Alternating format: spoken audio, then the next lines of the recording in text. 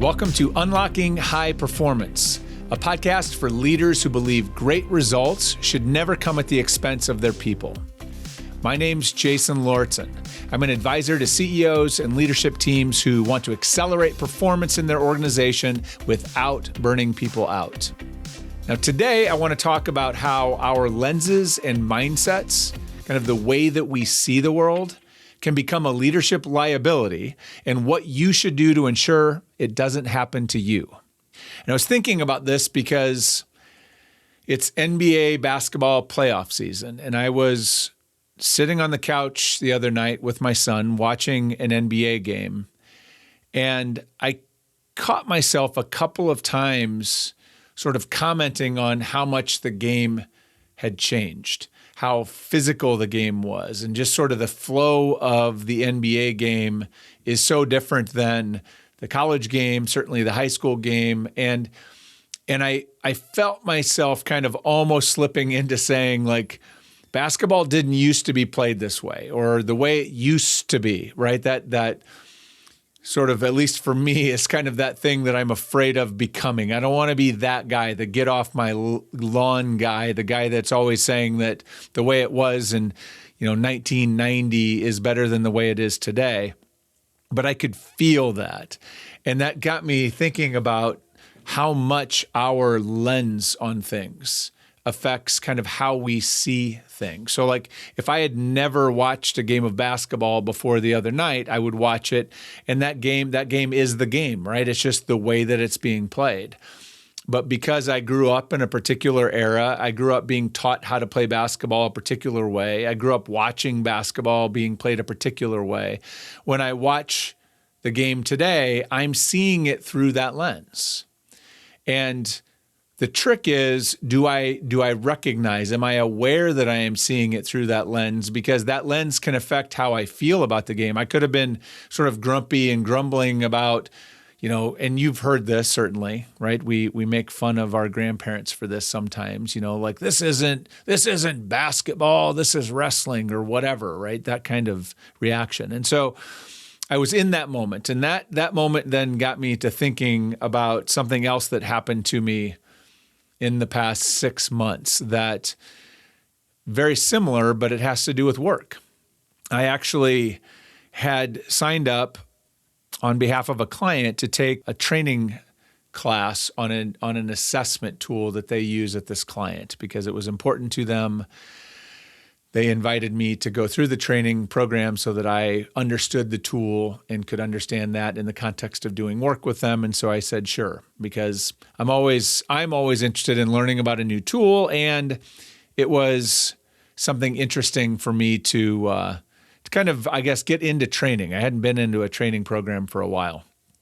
And during this training program, this is a sort of behavioral personality style kind of tool that I was learning about. A conversation happened on the first day, and they were talking about, I don't even remember the context specifically, but it got into talking about how, different people need different things from leadership in terms of support, in terms of encouragement, in terms of how we manage other people.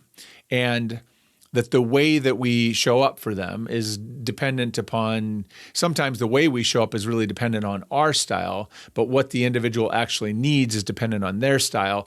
And there was one particular example that came up, which struck me the wrong way, or at least I reacted to in a way that surprised me. And so we were having this conversation, and it was to do with whether someone likes to have someone follow up with them on work. So like, let's say you work on my team. We sat down on Monday. I assigned you a project, and then we know that the project is due, let's say, on Friday, and we went through everything you need to know about the project. You say you're clear on what's expected. You say you have everything you need.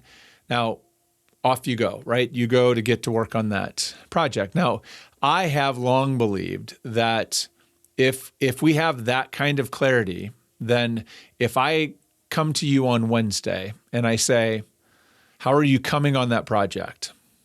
That for me, that's micromanagement. For me, I thought that signaled a lack of trust because we agreed that Friday was the due date. You said you had everything you needed. You said you were clear. And so, and generally I would say, hey, if you need anything, let me know, come find me. Otherwise, have at it.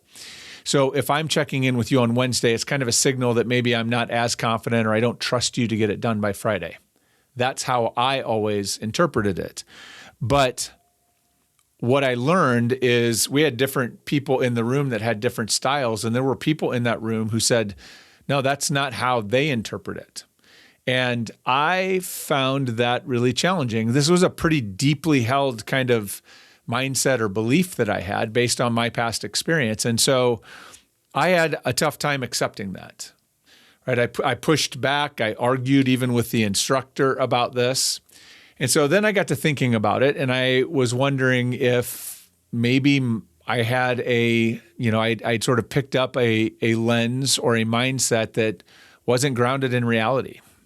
And so I actually put a poll out on LinkedIn to test this out, sort of ask this question, like, if this happens to you, how do you respond to it? Do you feel like it's micromanaging? Do you feel like it's supportive? Do you feel like it's something else? And to my surprise, a lot more people said they felt like it was a supportive behavior from their manager than micromanaging. Now, what I did learn is that this is definitely a stylistic thing because there were several people who felt very strongly that it's micromanaging. And then there was a bunch of people, like I said, the majority that said it is supportive. And this was one of those moments where I'm like, I had to face the reality that my lens, this belief that I had formed somewhere along the way, probably because of my own experience and my own preferences, was a blind spot. Right? And so probably there are times where I have had people on my team that I should have been following up with more often, that would have been helpful to follow up with them more often, but I didn't.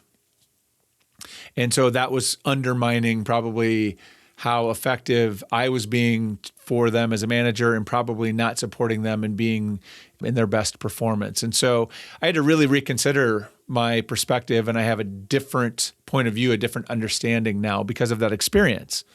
So that's another example of how, our lens can shape how we see things, right? It was very black and white for me, or at least I thought it was on this issue, and it turns out I was misinformed. I had a blind spot. And so it can impact how we show up. And the other place that like a lens or a mindset can become harmful is it can actually sort of limit even what we think is possible or what we are capable of or what the organization is capable of. And all this to say that our lenses, the stories that we have about how the world should be, the way that we sort of see and interpret the world, all of these things are born out of our own experience. They're born out of where we grew up, how we grew up, our past experiences, what kind of context we've worked in before, the places that we've been, the people that we have interacted with. All of this helps form these perspectives, these lenses and mindsets that we use to interpret what we are seeing in the world. And the challenge is that these lenses tend to limit. They're more of a limiting mechanism than they are sort of something that helps us understand things more broadly, right? Because we can't understand things beyond our own perspective. And so, when we have a narrow set of lenses, it can mean things like we have a tough time when someone brings up an idea at work or maybe a new approach that they would like to try or a different way of tackling a problem. We have trouble seeing that as potentially valuable. We tend to immediately rule things out because it's like, well, that doesn't make sense. That doesn't fit, this way that I understand how things work. And so we're quick to dismiss things, or we have trouble seeing the opportunity in a new idea. We also, if our lenses tend to lead us towards judgment of other people. We judge their decisions, we judge their behaviors, we judge, the choices that they make through our own lenses, through our own experiences. And sometimes we have trouble understanding why people do things that maybe don't make sense to us, but might make perfect sense given their experience, background, choices, situation, circumstances, whatever. And so our lenses also lend towards judgment in a lot of ways that's unhelpful, helps us not be able to see people. And I think the other thing that I illustrated earlier is that we also, I think our lenses are strongly affected by our own preferences, our own desires about how we prefer to be treated in the world, how we want to be seen, how we are. And our lens can be, like I said, it's affected not only by that, but by how we've been treated in the past when we respond a certain way. And so all of this leads us to make assumptions about how other people want to be treated or how other people should react or might react in given situations. And when they don't, then we have a tough time understanding why, or then we, again, move to judgment. And none of this is effective. If you want to lead people, if you want to manage people effectively, all of these lenses get in the way. So the key here, the opportunity is, if we want to be a more effective leader and manager, is to, number one, learn to recognize what lenses we have or try to understand and even just ask ourselves, how might I be seeing this through a particular lens? Maybe I'm only seeing this in a certain way, right? Am I limited? So that's one thing, is trying to become aware of our lenses. And then the second piece of becoming a better, more effective leader is, how do we broaden our lenses? How do we sort of get that lens to be broader, to add more lenses so that we can see the world more broadly and more clearly? And there's a few different ways you can do that. The things that I have found to be helpful, there's basically two different things, and it's really an intentional practice that you have to embark on and be committed to. Number one is exposing yourself to new ideas and new perspectives and learning about sort of different experiences of the world that other people are having, right? That will help you sort of get a peek into maybe how a different person sees the world, so you can expand to understand that there are different lenses or different perspectives you can take. I use podcasts for that. I listen to a lot of podcasts and varying types of podcasts talking about all kinds of different perspectives. Most of these are, they might be lifestyle or business or different kinds of things, just where people are talking about things, talking about their life, talking about their journey, talking about what's happened to them. I find that to be incredibly helpful to pick up other people's perspectives, particularly when those perspectives are different than yours. Books are helpful for this too. Reading books, sometimes documentaries, different things help broaden your perspective, learn about other people's journey through the world. So the more of that you can get, the better. The other thing I would say is continue to, and I know this is a challenge for me, just from a time and just a commitment perspective, is continue to invest in training and development experiences. Put yourself in a situation where you're challenged to learn something new. This training program I went through earlier this year was incredibly helpful. Sort of cracked my mind open on some things that it hadn't been challenged on in a while. And I learned that there was some stuff that needed to be updated, right? Some sort of software in my head that needed to be updated. So that's really powerful. I would say the other thing, so that's one, is expose yourself to new ideas and concepts and perspectives and other people's experiences kind of through writing and produced work. The other piece is spend time with people who see the world differently than you do, and people who have had different life experiences, grew up in different places, grew up in different contexts, have had different challenges, have had a different journey. Because the more exposure you have to other people's perspective and experience, the more clearly you'll be able to see and understand the world. Right? The broader your perspective, the more things seem possible, right? Because when you've seen, when you've exposed yourself to lots of different experiences, lots of different ways of doing things, then when someone brings up a new way of doing things, you're not going to immediately dismiss that, because there's a lot of different things out there, a lot of different things in play. And so maybe this is a good one. You don't know yet, so you're more open. It also helps you eliminate blind spots and what you might assume about people, how you might judge people, how you might show up with people or lead and manage people.